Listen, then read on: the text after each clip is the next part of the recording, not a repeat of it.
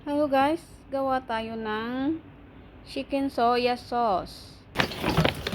So ayan, yung chicken ko guys, malinis na yan since ng umaga. So ngayon, yan, nagprito muna ako ng ginger at saka bawang.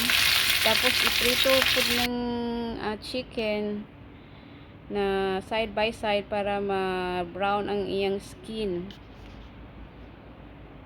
Tapos ay habutangan og rice wine,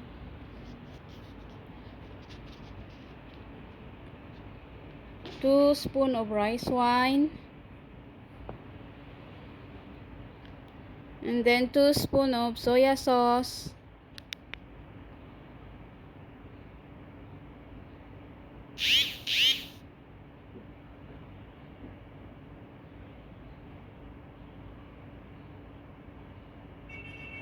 and 1 spoon of dark soya sauce.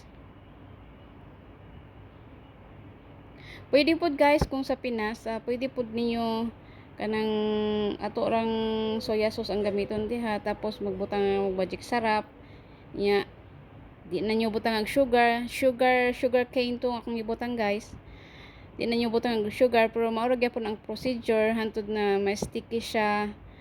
Ang pagluto ani is 30 to 40 minutes depende sa kadakon sa chicken. So after that, gibutangan ako nag 2 bowl of hot water. Pwede po tubig lang para maunay magpaluto sa manok hantod na ma-sticky ang iyang sauce na okay na day na siya.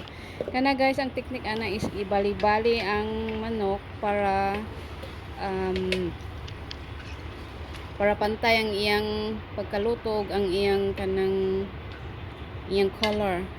So gibutangan tuod na ko na guys, so bay leaves dapat napudita ni star anise para umot, pero wala may available. So ano day na siya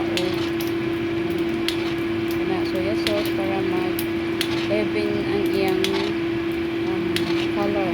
Ikot na mas sticky ang iyang sauce. Every 5 minutes na ko na siya ibali guys, para depende na sa inyo, 5 to 10 minutes. So muna na siya guys, ang result dapat na siya sticky ang iyang sauce, kana wala ra kay na siya na sticky kay wa na person. So moro to guys, thank you for watching.